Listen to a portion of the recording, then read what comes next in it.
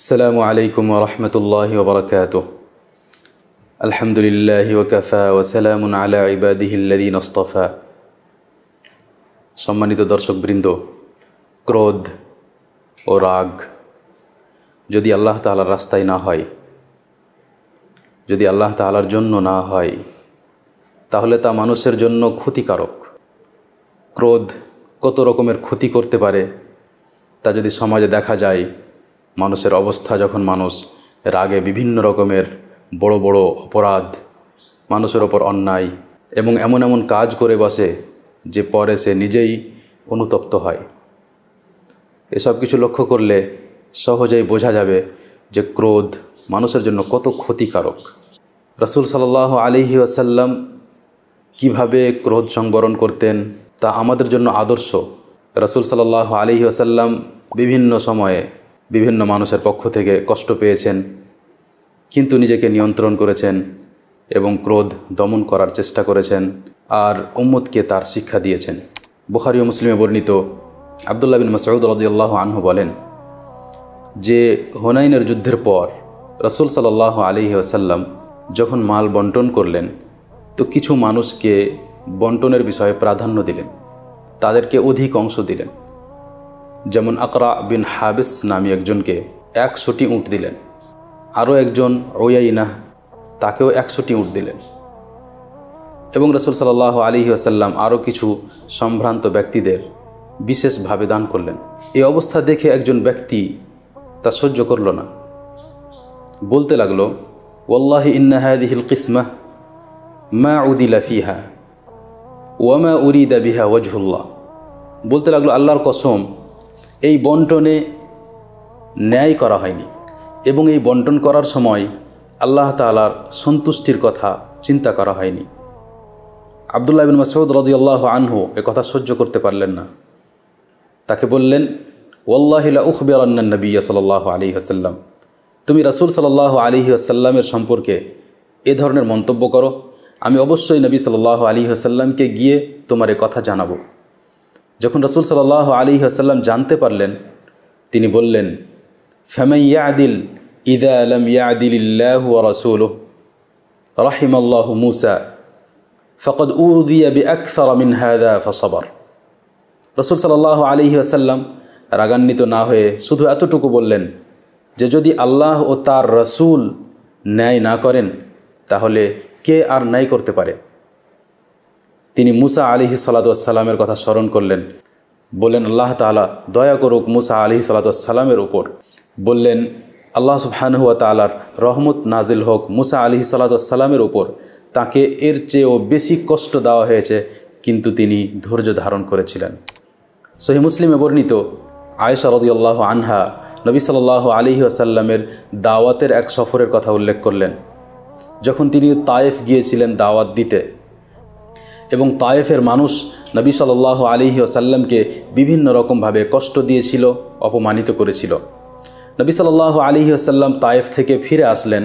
রাস্তায় জিবরিল আলাইহিস সালাতু ওয়াস সালাম নবী সাল্লাল্লাহু আলাইহি ওয়াসাল্লামের কাছে আসলেন এবং নবী সাল্লাল্লাহু আলাইহি ওয়াসাল্লামকে বললেন যে আল্লাহ তাআলা আপনার এই অবস্থা শুনেছেন ও দেখেছেন, তাই আপনার কাছে পাহাড়ের ফেরেশতাকে পাঠিয়েছেন, যাতে আপনি আপনার জাতির ব্যাপারে যা আদেশ করবেন পাহাড়ের ফেরেশতা তা পালন করবে। এরপর পাহাড়ের ফেরেশতা নবী সাল্লাল্লাহু আলাইহি ওয়াসাল্লামকে ডাক দেন, বলেন যে আপনি আপনার জাতির ব্যাপারে যা বলবেন আমি তা করার জন্য প্রস্তুত। কিন্তু নবী সাল্লাল্লাহু আলাইহি ওয়াসাল্লাম জাতির কাছে প্রতিশোধ নিতে চাইলেন না, বরং নবী সাল্লাল্লাহু আলাইহি ওয়াসাল্লাম বললেন, বাল আরজু আন ইউখরিজাল্লাহু মিন আসলাবিহিম মান ইয়াবুদুল্লাহ ওয়াহদাহু লা ইউশরিকু বিহি শাইআ। বরং আমার আশা হলো যে আল্লাহ তাআলা যেন এদের মধ্যে কিছু এমন মানুষকে জন্ম দেন যারা আল্লাহ সুবহানাহু ওয়া তাআলার ইবাদত করবে এবং আল্লাহ তাআলার সাথে কাউকে অংশীদার বানাবে না। সহিহ বুখারী ও মুসলিমে বর্ণিত আনাস রাদিয়াল্লাহু আনহু বলেন যে আমি রাসূল সাল্লাল্লাহু আলাইহি ওয়াসাল্লামের সাথে হাঁটছিলাম এবং রাসূল সাল্লাল্লাহু আলাইহি ওয়াসাল্লামের গায়ে ছিল এক নাজরানি চাদর, যার পাড় মোটা ছিল। কিছুক্ষণের মধ্যে একজন বেদুইন সাহাবী আসেন এবং নবী সাল্লাল্লাহু আলাইহি ওয়াসাল্লামের সাথে সাক্ষাৎ করেন। নবী সাল্লাল্লাহু আলাইহি ওয়াসাল্লামের চাদর ধরে এত জোরে টান দেন যে নবী সাল্লাল্লাহু আলাইহি ওয়াসাল্লামের ঘাড়ে চাদরের দাগ বসে যায়। তারপর তিনি বলেন, মুরলিয়া মুহাম্মদ মিম মালিল্লাহিল্লাযী ইনদাক, মুহাম্মদ, আল্লাহ সুবহানাহু ওয়া তাআলা যে মাল আপনাকে দান করেছেন তার মধ্যে হতে কিছু আমাকে দেওয়ার জন্য আদেশ করুন। এই মুহূর্ত এমন এক মুহূর্ত যে সাধারণ মানুষ অত্যন্ত রাগান্বিত হয়ে যাবে, নিজেকে নিয়ন্ত্রণ করতে পারবে না। কিন্তু নবী সাল্লাল্লাহু আলাইহি ওয়াসাল্লাম তেমন করলেন না। আনাস রাদিয়াল্লাহু আনহু বলেন, ফালতাফাতা ইলাইহি রাসূলুল্লাহ সাল্লাল্লাহু আলাইহি ওয়াসাল্লাম সুম্মা যাহিক সুম্মা আমারা লাহু বিআতা। নবী সাল্লাল্লাহু আলাইহি ওয়াসাল্লাম সেই বেদুইন সাহাবীর দিকে চেয়ে দেখলেন এবং একটু হাসলেন, তারপর আদেশ করলেন যে তাকে কিছু দান করা হোক। নবী সাল্লাল্লাহু আলাইহি ওয়াসাল্লাম যেমন নিজে এই ধরনের ক্রোধ সংবরণের উদাহরণ পেশ করেছেন, তেমনি সাহাবায়ে কেরামকে তার শিক্ষাও দান করতেন। কারণ ক্রোধ সংবরণ করা, ক্রোধ দমন করা এমন এক গুণ, এমন এক বৈশিষ্ট্য যার প্রশংসা করেছেন আল্লাহ সুবহানাহু ওয়া তাআলা। আল্লাহ তাআলা বলেন, ওয়াল কাযিমিনাল গায়য ওয়াল আফিনা আনিন নাস ওয়াল্লাহু ইউহিব্বুল মুহসিনিন। যারা ক্রোধ সংবরণকারী এবং যারা মানুষের প্রতি ক্ষমাশীল, আল্লাহ সুবহানাহু ওয়া তাআলা মুহসিনদেরকে ভালোবাসেন। অর্থাৎ যারা ক্রোধ দমন করতে পারে, যারা মানুষকে ক্ষমা করে দেয়, এরা মুহসিনদের, এহসানকারীদের অন্তর্ভুক্ত। তাই নবী সাল্লাল্লাহু আলাইহি ওয়াসাল্লাম সাহাবায়ে কেরামকে ক্রোধ দমন করার শিক্ষা দান করতেন। সহিহ বুখারীতে বর্ণিত আবু হুরায়রা রাদিয়াল্লাহু আনহু বলেন যে একজন ব্যক্তি রাসূল সাল্লাল্লাহু আলাইহি ওয়াসাল্লামের কাছে এসে রাসূল সাল্লাল্লাহু আলাইহি ওয়াসাল্লামকে বলল, আওসিনি, হে আল্লাহ রাসূল সাল্লাল্লাহু আলাইহি ওয়াসাল্লাম, আপনি আমাকে ওসিয়ত করুন। রাসূল সাল্লাল্লাহু আলাইহি ওয়াসাল্লাম বললেন, লা তাগদাব, তুমি রাগান্বিত হবে না। সে ব্যক্তি বারবার রাসূল সাল্লাল্লাহু আলাইহি ওয়াসাল্লামের কাছে উপদেশ চাইতে লাগলো। রাসূল সাল্লাল্লাহু আলাইহি ওয়াসাল্লাম বারবার তাকে একই ওসিয়ত করে যাচ্ছিলেন, লা তাগদাব, লা তাগদাব, তুমি রাগান্বিত হবে না। ইমাম নাওয়ী রাহিমাহুল্লাহ বলেন যে রাসূল সাল্লাল্লাহু আলাইহি ওয়াসাল্লাম বারবার একই ওসিয়ত করলেন, তা থেকে বোঝা যায় যে রাগ কত ক্ষতিকর।